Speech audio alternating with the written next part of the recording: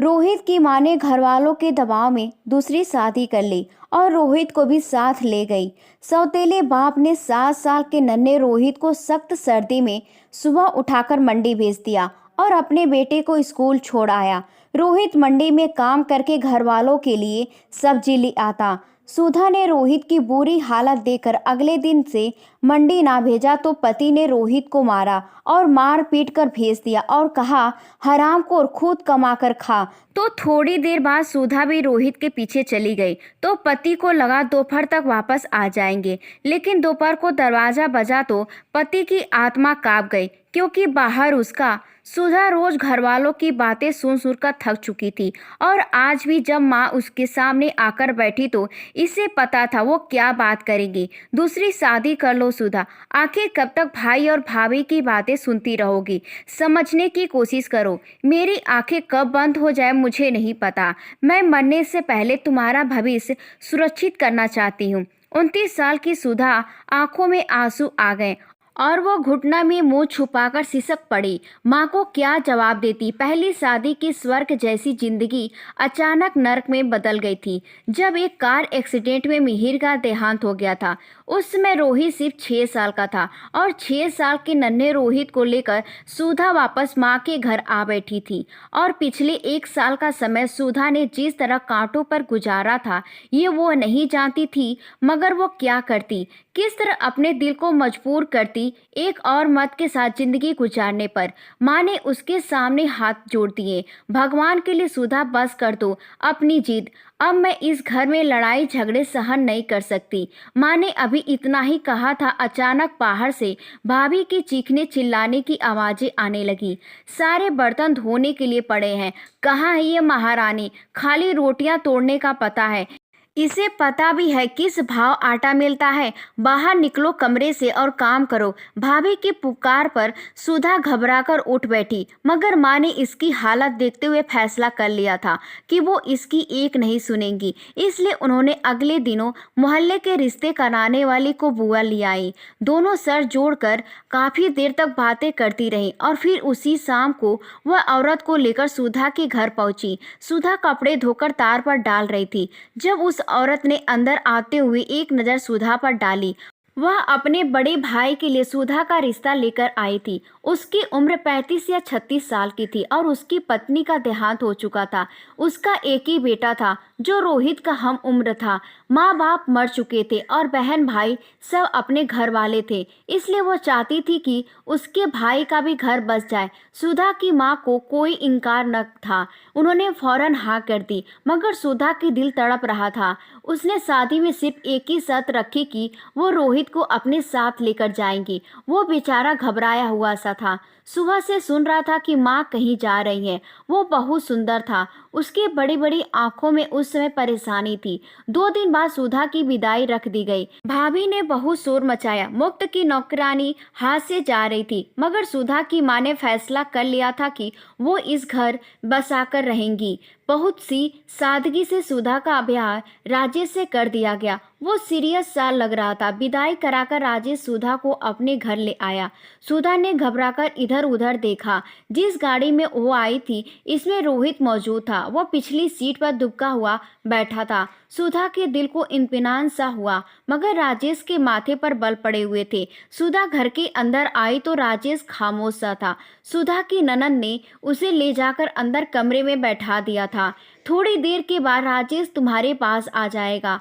आज उसके बेटे को मैं अपने पास सुला लूंगी, ननद ने बड़े प्यार से कहा। वो अच्छी औरत थी। तो सुधा ने एकदम घबरा कर उनकी तरफ देखा और कहा, मेरा बेटा रोहित, वो कहाँ जाएगा? सुधा की बात पर उस औरत ने चौंक कर सुधा की तरफ देखा और जैसे उसे कुछ याद आ गया। अरे हाँ, तुम्हारा बेटा रोहित भी तो है। चलो कोई बात नहीं, मैं आज उसे भी अपने साथ रख लूंगी। कल से वो तुम्हारे साथ ही रहेगा। उस औरत ने धीमी आवाज में कहा, यूं जैसे किसी से इस बात को छुपाना चाहती हो। मगर उसकी बात राजेश ने सुन ली थी। वो दरवाजे से अंदर आया और अपनी बहन की तरफ देखकर सख्त निगाहों से कहा, क्या मैंने तुम्हें कहा नहीं था कि लड़की वालों से इस बात को पहले तय कर लेना कि मैं लड़की के बच्चे को नहीं रखूंगा, क्योंकि इस तरह वो मेरे बच्चे पर ध्यान नहीं देगी, बल्कि सारा समय अपने और अपने बेटे पर फर्क करते हुए गुजारेगी। राजेश थोड़ा गुस्से में अपनी बहन से पूछ रहा था। वो राजेश को सफाई देने लगी और उसे बताने लगी कि नन्हे रोहित को घर में कोई भी रखने पर तैयार नहीं था, इसलिए मजबूरन सुधा उसे अपने साथ ले आई है। और वैसे भी रोहित छोटा है, ज्यादा परेशान भी नहीं करता, लड़का है, कुछ समय में कमाने के लायक हो जाएगा तो राजेश का साथ देगा। ऐसी बातें करके उसने अपने भाई को काफी आश्वस्त कर डाला। थोड़ी देर बाद वो दोनों बच्चों को लेकर चली गई, मगर सुधा के दिल पर तो जैसे छुरियों सी चलने लगी थी। इसे अंदाजा हो गया था कि राजेश रोहित को स्वीकार नहीं करेगा। राजेश का व्यवहार सुधा के साथ तो ठीक ही था, मगर वो एक सख्त इंसान था। सुधा की हिम्मत ना हुई कि वो उसे रोहित के लिए कोई बात कर सके। अगले दिन से जिंदगी रूटीन पर आ गई। सुधा की नंद दोनों बच्चों को उनके घर छोड़कर खुद चली गई। रोहित खामोश रहने वाला बच्चा था, वो सहमा रहता।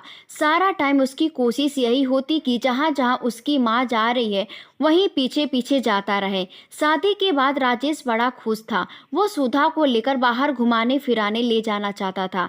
रात में उसने सुधा से कहा कि वो तैयार हो जाए, वो उसे आइसक्रीम खिलाने ले जाएगा। सुधा जल्दी से तैयार हो गई। उसने राजेश से चलने के लिए कहा तो वो भी मुस्कुरा दिया। चलो बेटा गौरव, राजेश ने अपने बेटे को आवाज दी। वो रोहित के साथ खेल रहा था।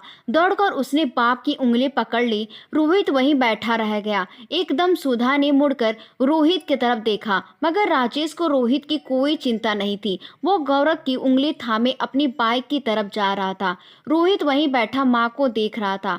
सुधा का दिल कट कर रह गया। उसने राजेश के पास जाकर कहा, रोहित को भी साथ ले चले क्या, वो घर में अकेला नहीं रह सकता। राजेश के चेहरे पर नागवारी और गुस्से के भाव उभरे। उसने पलटकर सुधा को घूरा और फिर न चाहते हुए भी सुधा को अनुमति दे दी। सुधा ने रोहित को आवाज लगाई तो वो भी आकर बाइक पर बैठ गया। पूरे रास्ते भर राजेश बोझ बढ़ जाने और ज्यादा लोग के बाइक पर बैठ होने की शिकायत करता रहा। सुधा खामोश से सुनती रही। थोड़ी देर शिकायत करने के बाद राजेश खामोश हो गया। सुधा ने चैन की सांस ली, मगर वो ये नहीं जानती थी कि राजेश के दिमाग में क्या खिचड़ी पक रही है। एक सप्ताह सुकून से गुजरा। राजेश अच्छा कमाता था। सब्जी मंडी में उसका कारोबार था। बच्चे की स्कूल की छुट्टियां खत्म हो गई तो एक रात उसने सोने से पहले सुधा से कहा कि गौरव की यूनिफॉर्म तैयार कर देना, सुबह जाते हुए उसे स्कूल छोड़ दूंगा। सुधा एकदम चौंक सी गई। उसने खामोशी से गौरव का यूनिफॉर्म और जूते निकाल कर रख दिए, मगर उसका दिल बार बार धड़क रहा था। वह चाहती थी कि राजेश से रोहित के स्कूल जाने की भी बात करे। राजेश का मूड अच्छा था। आखिर उसने डरते डरते उससे पूछ ही लिया, सुनिए, मेरा रोहित भी 7 साल का हो गया है, क्या आप उसका भी स्कूल में एडमिशन करा देंगे? उसने अभी तक एक शब्द भी नहीं पढ़ा है और मैं नहीं चाहती कि वो शिक्षा से वंचित रह जाए और उसका भविष्य ना बन सके। धीमे लहजे में सुधा ने अपनी बात पूरी की तो राजेश ने चौंकर उसकी तरफ देखा। उसकी नजरों में एक अजीब सा भाव था। कुछ देर जैसे वो खुद पर कंट्रोल करता रहा और फिर आखिर उसने कहा कि तुम रोहित की चिंता मत करो, मैंने उसके लिए कुछ और सोचा है और इसका उससे भविष्य गौरव से भी ज्यादा अच्छा बन जाएगा। तुम बस सुबह के समय मुझे जगा देना। राजेश ने कहा तो सुधा उसे देखती रह गई। उसका दिल जैसे किसी अनहोनी के ख्याल से कांप रहा था। सुबह सुबह सुधा की आंख खुली। उस दिन सर्दी ज्यादा थी। इस कड़ाके की सर्दी में सुधा ने उठकर पानी गर्म किया।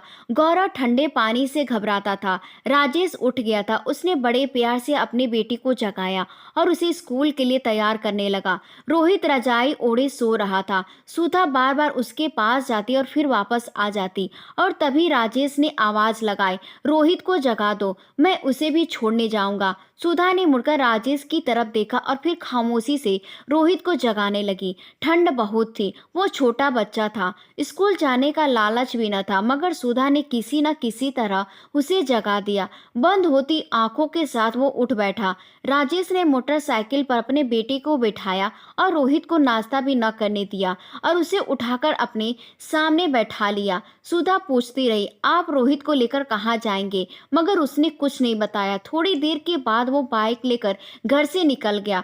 पूरा दिन सुधा जले पैर की बिल्ली की तरह घर में घूमती रही। उसे रह रह कर रोहित की याद आ रही थी। 12 बजे तो दरवाजे के बाहर मोटरसाइकिल रुकने की आवाज आई। राजेश गौरव को स्कूल से लेकर घर वापस आ रहा था। दोनों बाप बेटा हंसते मुस्कुराते हुए घर के अंदर आ रहे थे। सुधा ने उन्हें प्यार से देखा और धीमे से पूछा, रोहित कहाँ है? आप उसे भी तो लेकर गए थे। सुधा के सवाल पर राजेश चिड़चिड़ा सा हो गया था। हर समय रोहित रोहित करती रहती हो, बताया तो था उसके अच्छे भविष्य के लिए लेकर जा रहा हूँ। उसे मंडी में छोड़कर आया हूँ। कोई काम धंधा सीखेगा ताकि बड़ा होकर मेरा सहारा बन सके। ऐसे मुफ्त में पालने के लिए थोड़ी ना लाया हूँ। जानती भी हो पैसा कमाना कितना मुश्किल है, कठोर अंदाज में कहते हुए राजेश घर के अंदर चला गया। सुधा का दिल कांप कर रह गया। वो जानती थी मंडी का काम कितना कठिन होता है। रोहित तो कमजोर सा था और आज सर्दी भी कितनी ज्यादा थी, मगर सुधा कुछ न कह सकी। पूरा दिन वो बेताबी से रोहित का इंतजार करती रही। 3 बजे के करीब दरवाजे पर हल्की सी दस्तक हुई। सुधा ने लपक कर दरवाजा खोला। सामने रोहित खड़ा था। उसे देखकर सुधा का दिल उसके हाथ में आ गया। रोहित के बाल बिखरे हुए थे, आंखों में लाली थी, चेहरे पर आंसुओं के निशान थे। एक तरफ गाल पर 5 उंगलियों का निशान छपा हुआ था। उसके पैर पे टूटा हुआ जूता था। पूरे कपड़े धूल मिट्टी से गंदे थे और उसके हाथ में एक थैला था। उसने घर के अंदर आते वो थैला माँ की तरफ बढ़ा दिया। ये क्या है रोहित? सुधा ने घबराते हुए रोहित से पूछा। उसने कहा, माँ, पापा ने कहा था कि मंडी में उनकी अनुपस्थिति में मैं उनका काम संभालूं और वापसी में सब्जी लेता हुआ घर आ जाऊं, इसीलिए सब्जी लाया हूँ। सुधा ने लपक कर रोहित को अपने सीने से लगा लिया और फूट फूट कर रोने लगी। रोहित भी रो रहा था क्योंकि वो नन्ही सी जान इतनी कठोर मेहनत बर्दाश्त नहीं कर सकता था। घर के अंदर सुकून भरे माहौल में राजेश और उसका बेटा सो रहे थे। सुधा का दिल कटने लगा, इसलिए उसने तो शादी नहीं की थी कि उसका रोहित लोगों के हिस्से की मजदूरी करता रहे। वो अपने बेटे को उठाकर घर के अंदर ले आई। उसने निश्चय कर लिया था कि अगर राजेश ने उसके बेटे के साथ अच्छा व्यवहार ना रखा तो वो उसे छोड़ देगी, और अगर भाई और भाभी उसे अपने घर में नहीं रखेंगे तो वह किसी आश्रम चली जाएगी। पूरी रात रोहित के मुंह से सिसकियां निकलती रही। वो नींद में भी बड़बड़ा रहा था, मुझे मत मारो, मुझे मत मारो, गलती से सामान गिर गया है, मैं अब सही तरह से उठाऊंगा। शायद मंडी में काम करते हुए कई बार उसे सामान के भारी टोकरे गिर गई थी, तभी तो उसके चेहरे पर थप्पड़ का निशान था। अगली सुबह राजेश नींद से जागा तो अभी हल्का हल्का अंधेरा छाया हुआ था। सुधा भी बस अभी उठी ही थी। कोहरा और ठंडक इतनी ज्यादा थी कि एक पल के लिए तो राजेश भी ठठक कर रह गया। मेरे लिए नाश्ता मत बनाना, मेरी तबीयत थोड़ा खराब है। जब वो बोला तो उसकी आवाज भारी सी हो रही थी। सुधा ने चौंक कर उसकी तरफ देखा। सच में उसका चेहरा देखकर पता लग रहा था जैसे उसे पूरी रात तेज बुखार रहा हो। सुधा ने सर हिला दिया और उठकर जाने लगी। राजेश ने पलटकर सोए हुए गौरव और रोहित की तरफ देखा और फिर से सुधा को देखकर कहने लगा, हाँ, लेकिन बच्चों को जाना तो जरूरी है और गौरव के स्कूल में टेस्ट चल रहे हैं, मैं इसकी छुट्टी नहीं करवा सकता। और रही बात रोहित की, तो मंडी में आज मेरी अनुपस्थिति में ये काम संभाल लेगा। मेरी तबीयत भी खराब है, इसका भी जाना जरूरी है। नाश्ता बनाकर इन दोनों को तैयार कर देना ताकि मैं इन्हें छोड़ जाऊं। राजेश ये कहते हुए दोबारा लेट गया। सुधा का दिल धक से रह गया। वो राजेश को मना करना चाहती थी कि रोहित को मंडी नहीं भेजेगी, लेकिन राजेश एक कठोर स्वभाव का इंसान था। उसके साथ बात करते हुए सुधा घबरा सी जाती थी। इस समय भी वो दोबारा आंखों पर हाथ रखकर लेट गया था। सुधा बेमन से उठी और उठकर नाश्ता बनाने लगी। नाश्ता बनाते हुए वो सोचती रही कि आखिर वो किस तरह से राजेश को मना करेगी कि वो रोहित से इतनी मेहनत वाला काम नहीं करवाना चाहती। थोड़ी देर के बाद उसने गौरव को उठाया। वो बदतमीजी करता, वो लड़ने लगा, मगर सुधा ने बहुत ही प्यार के साथ उसको यूनिफॉर्म पहनाया और नाश्ता करवाने लगी। राजेश उठ बैठा, रोहित को अभी तक क्यों नहीं उठाया? अच्छा चलो मैं गौरव का स्कूल छोड़कर आ जाऊं, फिर इसे छोड़ आऊँगा। दोनों का रास्ता अलग अलग है। सुधा कुछ न बोली। उसने बैग गौरव को पहना दिया। राजेश उठा और उसने गौरव के माथे पर एक प्यार किया और उसे प्यार से गोद में उठाकर बाहर जाने लगा। सुधा उसे देखकर देखती रह गई। रोहित का बाप भी तो उसके साथ ऐसे ही प्यार किया करता था। भगवान ने ये परीक्षा उसके भाग्य में क्यों लिखी थी? और रोहित अभी तक सो रहा था। अधिक थकावट के कारण उसे भी हल्का हल्का बुखार हो रहा था। थोड़ी देर के बाद राजेश घर आ गया। आते ही उसने रोहित की चारपाई की तरफ देखा। वो अभी तक सो रहा था। इस राजा को अभी तक क्यों नहीं उठाया? बताया तो था कि मेरी तबीयत खराब है, मैं ज़्यादा देर तक खड़ा नहीं रह सकता। उठाओ इसे जल्दी से, अब नाश्ता करने का समय नहीं है, मैं इसे ऐसे ही मंडी लेकर जाऊंगा। राजेश की सख्त आवाज़ पर सुधा एकदम दृढ़ता से उसके सामने आकर बोली, नहीं राजेश, मेरा रोहित इतनी कठोर मेहनत नहीं कर सकता। वो छोटा है, अभी सिर्फ 7 साल का है, और सर्दी देखें कितनी ज़्यादा है, आप खुद बीमार हो गए हैं, मैं इसे मंडी नहीं जाने दूंगी। सुधा की बात पर राजेश ने चौंक कर सुधा की तरफ देखा और कुछ ही देर में उसके चेहरे पर बहुत गुस्सा झलकने लगा। मंडी नहीं जाने दूंगी तो यहाँ घर में बैठाकर चारपाई पर खाना दोगी? मैं इसके लिए नहीं कमाता, अपने बेटे के लिए कमाता हूँ, और मैं देखता हूँ कि कैसे मंडी नहीं जाने देती तुम इसे। सुधा हड़बड़ा गई, मगर राजेश गुस्से में आ चुका था। वो एकदम आगे बढ़ा और उसने सोए हुए रोहित के ऊपर से रजाई खींच ली। नन्हा रोहित घबराकर उठ गया। उठ जल्दी से, माँ को शिकायतें लगाता है कि मैं काम नहीं करूँगा, थक जाता हूँ, दर्द होता है। मैं सुन रहा था रात को तेरी सारी बातें जो तू अपनी माँ से कह रहा था। किसी ने नहीं मारा तुझे, तो खुद बदतमीजी कर रहा होगा। मंडी के लोग बहुत अच्छे हैं, और क्या हुआ अगर जरा सी मेहनत करनी पड़ जाए तो? मर्दों की मेहनत को आदी होना चाहिए। राजेश ने आगे बढ़कर रोहित का बाजू पकड़कर उसे खींचा, मगर वो रोने लगा। नहीं पापा, मैं नहीं जाऊंगा, वो लोग मुझे बहुत मारते हैं, और वो सारा सामान बहुत भारी होता है, वो मुझसे नहीं उठाया जाता। रोते हुए रोहित अपने आप से बड़ी बड़ी बातें कर रहा था। वो बहुत डरा हुआ लग रहा था। सुधा की आंखों से आंसू बहने लगे। छोड़ दे इसे राजेश, वो नहीं जा सकता। अगर आप कहते हैं तो मैं लोगों के घरों में जाकर काम करके पैसा कमा लाऊंगी, मगर मेरे रोहित को काम करने के लिए ना कहें। सुधा ने आगे बढ़कर राजेश का बाजू पकड़ा, मगर उसने जोर से उसका हाथ झटक दिया, और दूसरे ही पल उसने एक जोरदार थप्पड़ रोहित के मुंह पर दे मारा। ढीठ बनता है, अब माँ तेरी वजह से काम पर जाएगी और तू यहाँ घर में बैठकर रोटियां तोड़ेगा। राजेश उसे गालियां दे रहा था और लगातार थप्पड़ मार रहा था। ये सब करते हुए ये भूल गया कि उसके सामने सिर्फ एक 7 साल का बच्चा है, कोई जवान आदमी नहीं जो मेहनत से जी चुरा रहा था। रोहित की सिसकियां तेज होने लगी। सुधा ने राजेश को रोकने की बहुत कोशिश की, मगर वो बुरी तरह से बिफर चुका था। उसने पीटते पीटते ही रोहित को चारपाई से उतार कर नीचे फेंका और उसके पैरों में जूता पहना दिया। वो रोहित को घसीटते हुए घर से बाहर लेकर निकल गया। मंडी उनके घर से ज्यादा दूरी पर न था। सुधा दरवाजे पर खड़ी उन दोनों को जाता हुआ देखती रही और अपने आंसू पीती रही। उसने दूसरी शादी का फैसला करके बहुत बड़ी गलती की थी। आज उसे जी भर पछतावा हो रहा था। उसे अपने रोहित की मासूम निगाहें नहीं भूल रही थी। वो वहीं दरवाजे पर बैठकर रोती रही, यहाँ तक कि राजेश रोहित को छोड़कर वापस आ गया। उसने दरवाजे के पास बैठी जमीन पर सुधा को रोते हुए देखा, मगर उसे अनदेखा करके अंदर कमरे की तरफ बढ़ गया। थोड़ी देर के बाद उसने खर्राटे की आवाज पूरे घर में गूंज रही थी। सुधा के बेचैन दिल को सुकून नहीं आ रहा था। कितनी ही देर तक वो तड़पते हुए पूरे घर में घूमती रही, मगर आखिरकार माँ की ममता जीत गई। वो बाहर निकल गई। उसे मंडी का रास्ता तो मालूम नहीं था, मगर वो एक माँ थी। बेटे की तड़प ने उसे मजबूर कर दिया। वो रास्ते में मिलने वाले हर आदमी से मंडी का रास्ता पूछती रही। लोग उसे अजीब नजरों से देखते, मगर किसी न किसी तरह सुधा मंडी तक पहुंची गई। मंडी क्या थी? जमीन पर एक जैसे एक नरक था। अजीब तरह की बोलियां थी। सैकड़ों लोग थे। बड़े बड़े ट्रक आ रहे थे जिनमें सामान लदा हुआ था। सुधा घबरा गई। इतने सारे लोगों के बीच में वो अपने रोहित को कैसे तलाश करेगी? उसे याद आया कि राजेश का नाम लेकर लोगों से पूछ सकती है। उसने पास से गुजरते हुए एक आदमी से कहा, यहाँ राजेश की किस जगह काम करते हैं? उस आदमी ने मुड़कर सुधा की तरफ अजीब सी नजरों से देखा।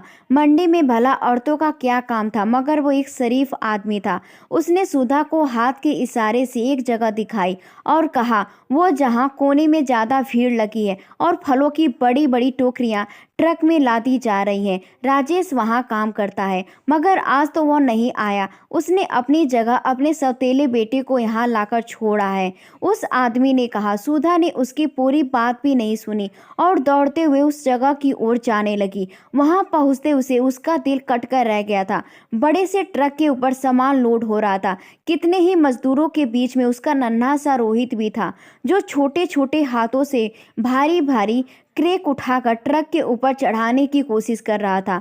उसके चेहरे पर आंसू के निशान थे। उसे बार बार झिड़झियां पड़ रही थी। वो सामान उठाने की कोशिश करता, लेकिन वो खुद कमजोर सा था और सामान भारी। ऐसे ही कोशिश में फलों से भरा हुआ क्रेट उसके हाथ से छूटकर नीचे जा रस भरे फल मंडी की जमीन पर बिखर गया और थोड़ी ही देर के बाद आसपास से गुजरते हुए लोगों के पैरों तले आ गए। मालिक को गुस्सा आ गया। राजेश को बोला भी था खुद काम पर आए। इस नन्हे से बच्चे को काम पर भेज देता है, ये खुद को तो संभाल नहीं पाता, ये काम क्या करेगा। उसने एक हाथ उठाकर रोहित की कमर पर जड़ दिया। ध्यान से काम कर बच्चे, हजारों का नुकसान करवाएगा तू।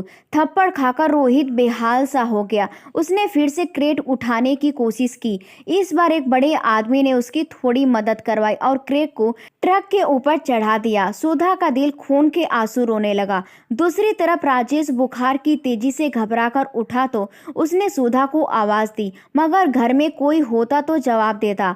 थोड़ी देर तक इंतजार के बाद राजेश कमरे से निकला। पूरा घर खाली पड़ा था, इधर उधर कोई नहीं था। उसने देखा दरवाजा खुला था। दरवाजे के बाहर उसने झांका, सामने ही पड़ोसन खड़ी थी। बहन, मेरी पत्नी कहाँ गई है, क्या आपको पता है? राजेश की बात पर औरत ने कहा। अभी रोते हुए घर से निकल रही थी, यहाँ से मंडी का रास्ता पूछती जा रही थी, शायद वही गई होगी। पड़ोसन की बात ने राजेश को परेशान कर दिया। वो अंदर आकर चारपाई पर बैठ गया। खुद ही आ जाएगी घूम फिर कर दोपहर तक। भला मंडी के माहौल में भी कोई औरत रह सकती है?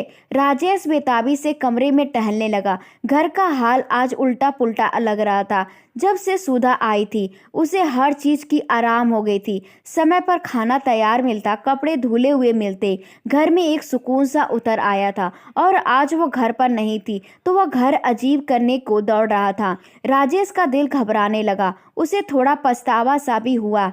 क्या था जो अपने व्यवहार नरम कर लेता और रोहित को भी स्वीकार कर लेता। आखिर सुधा भी तो उसके बेटे को प्यार देती ही थी। जैसे जैसे समय गुजर रहा था राजेश का दिल अधिक परेशान होने लगा। दोपहर गुजर गई, शाम हो गई, मगर सुधा और रोहित घर वापस नहीं आए। अब तो राजेश और ज्यादा परेशान हो गया था।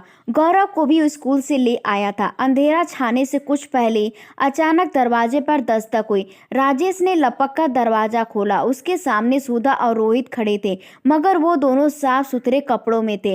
रोहित भी सुबह वाले हुलिये से काफी अलग था। सुधा के चेहरे पर मुस्कुराहट थी और उसने राजेश की ओर देखते हुए कहा, मैं अपना सामान वापस लेने आई हूँ। जिस घर में मेरे बेटे के लिए जगह नहीं, मैं वहां नहीं रह सकती। सुधा की बात सुनते ही राजेश एकदम बौखला गया। उसने सुधा के आगे दोनों हाथ जोड़ दिए। मुझे माफ कर दो, सिर्फ एक ही दिन तुम्हारे ना रहने से मुझे पता चल गया है कि मेरे घर को औरत कितनी जरूरत है। मैं आगे से तुम्हारे बेटे को मंडी नहीं भेजूंगा, बल्कि इसे भी एक बाप की तरह पालूंगा। कोई कमी न रह जाए जो अनदेखा कर देना, मगर आज से मैं इसके साथ कोई जाति नहीं करूंगा। राजेश की बात पर सुधा ने हैरान निगाहों से उसकी तरफ देखा।